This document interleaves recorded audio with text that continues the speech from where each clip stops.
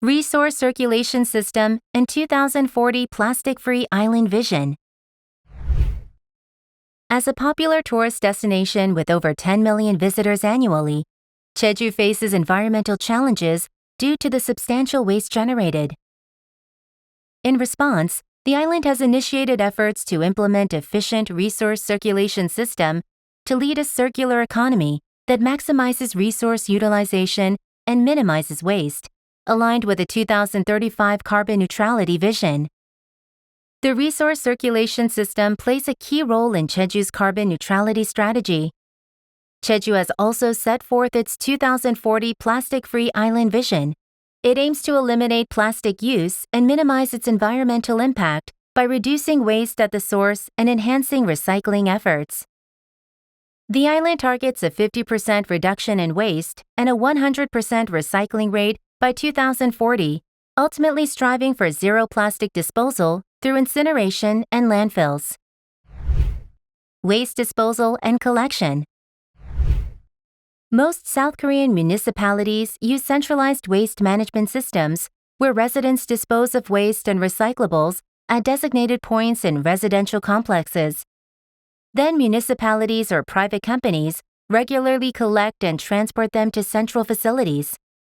This system is convenient, but can lower recycling quality if waste isn't properly separated and may reduce awareness of recycling's importance. In contrast, Jeju operates a hub-based waste management system with clean houses and recycling assistance centers across the island. With 1,736 clean houses and 164 recycling assistance centers, Jeju facilitates effective waste separation from the initial disposal stage. Clean houses are conveniently located across Jeju for easy waste disposal, making it easy for residents to access. Residents must separate and dispose of waste on designated days, and the locations are typically situated in residential areas, large apartments, or villa complexes. While clean houses offer convenient access, they face challenges in maintaining efficient disposal and separation. To address these issues, recycling assistance centers were introduced. The most important thing is proper waste separation and maintaining the quality of recyclables. So the issue was, how do we improve this quality?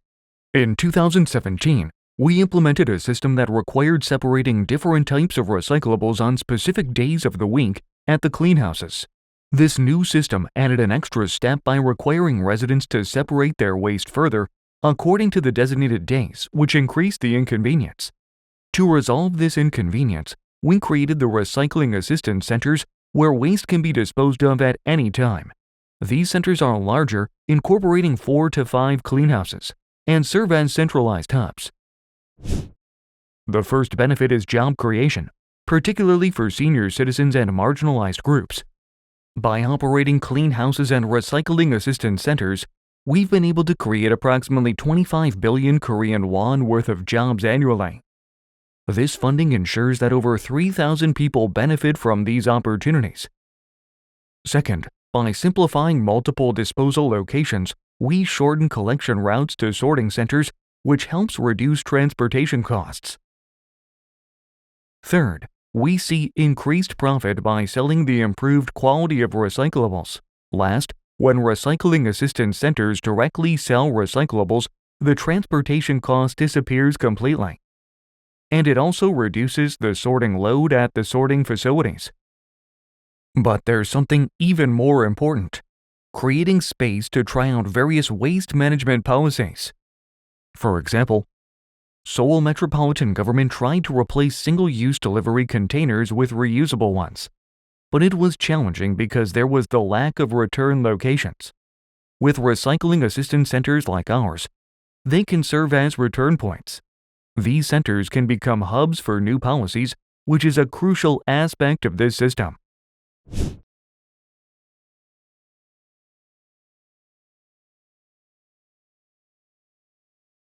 The first thing we tried was with transparent PET bottles. If you look at the recovery rate of transparent PET bottles on a graph, it was relatively stable.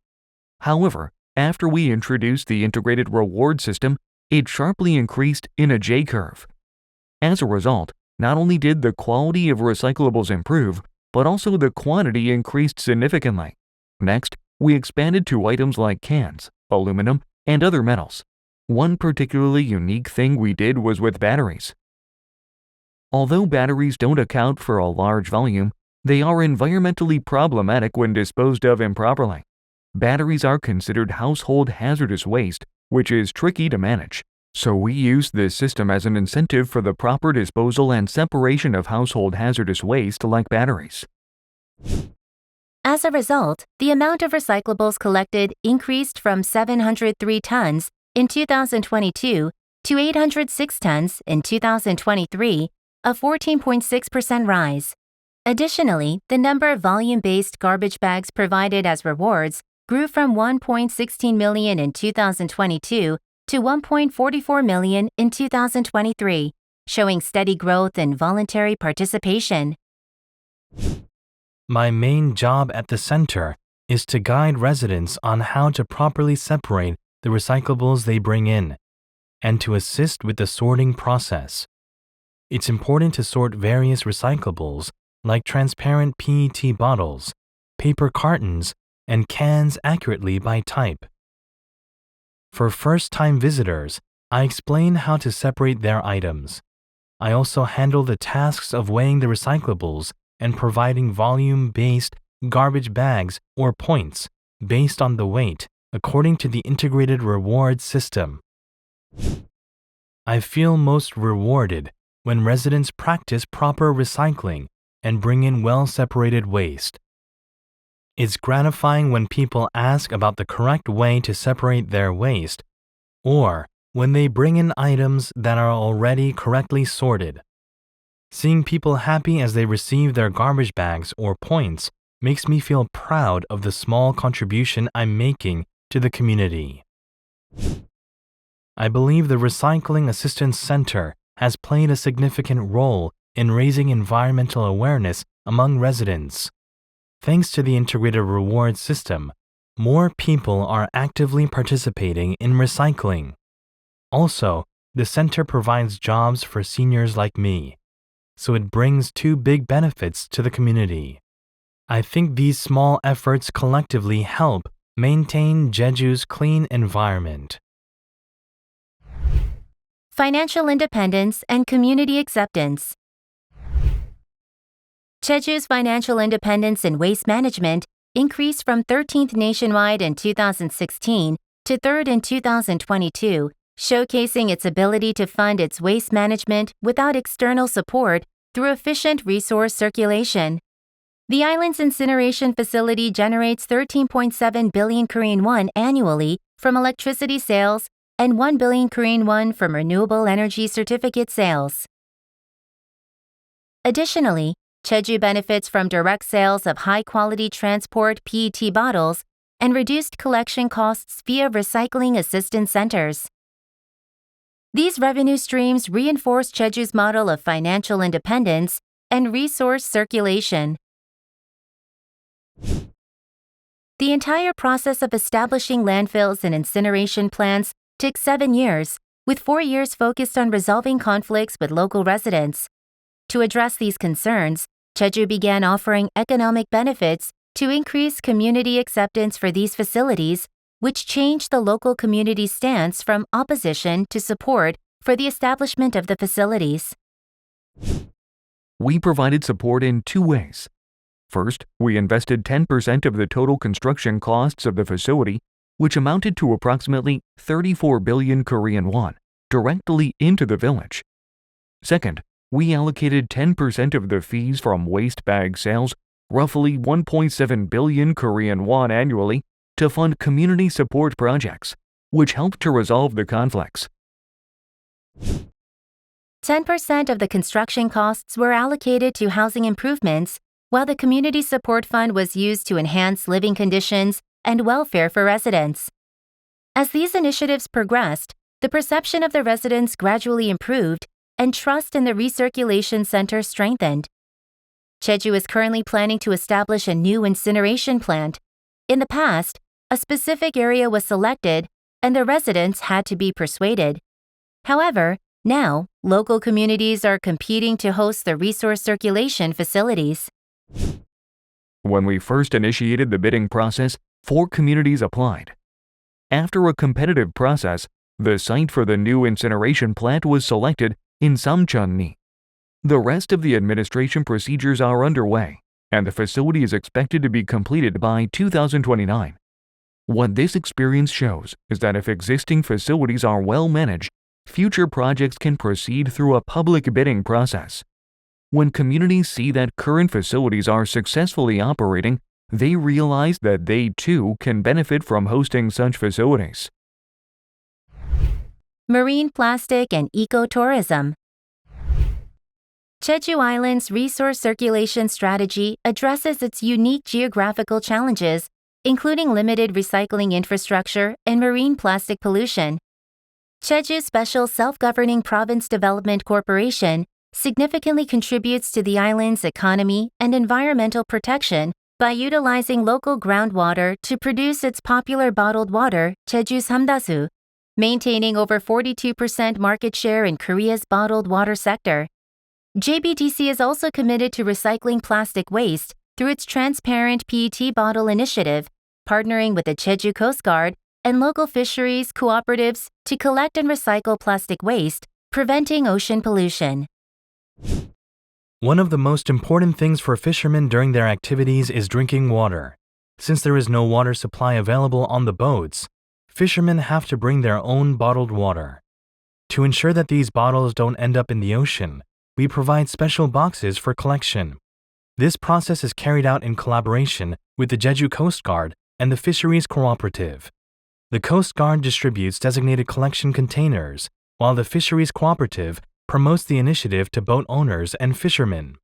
Jeju Development Corporation also pays 8,000 Korean won per sack of collected plastic, which has been well received by the boat owners and fishermen. Additionally, we have installed automatic collection machines in high-traffic facilities, such as hotels and tourist spots across Jeju. Residents and tourists can insert transparent PET bottles into these machines and receive rewards in return. This has significantly increased participation in recycling efforts. The collected transparent PET bottles are transformed into high-value recycled resources, contributing to a sustainable environment through resource circulation. Our efforts have been recognized, and Jeju Development Corporation became the first in the domestic beverage industry to receive the ocean-bound plastic certification from global eco-friendly certification bodies, Control Union, and Zero Plastic Oceans. This achievement demonstrates our ongoing commitment to environmentally friendly management. Jeju faces challenges in establishing a comprehensive recycling industry due to its geographic isolation and limited resources. While the island can sort, compress, and ship recyclables, it lacks the infrastructure for on-site processing into raw materials, necessitating transportation to mainland for further processing. To address these issues, the Jeju government supports local recycling businesses with financial subsidies for equipment and assistance with shipping costs, helping them remain competitive and ensuring efficient transport of recyclables to processing facilities. In addition, Jeju has turned to innovative public-private partnerships to enhance its recycling efforts.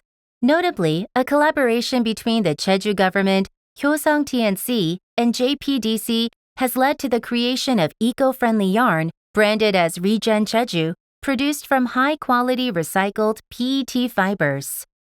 This initiative has revitalized the recycling of transparent PET bottles on the island, converting them into high-value products such as outdoor clothing and accessories. These partnerships not only strengthen Jeju's circular economy, but also demonstrate the island's commitment to overcoming the challenges posed by its geographic isolation and advancing eco-friendly development despite the limitations of the local recycling industry.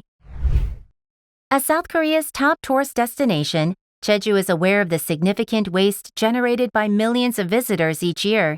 To preserve its natural beauty, the island has implemented several initiatives to promote responsible tourism. One key initiative is the deposit-return system for single-use cups, where visitors pay a refundable deposit for disposable cups, encouraging returns at convenience collection points located at major tourist sites, airports, and car rental facilities.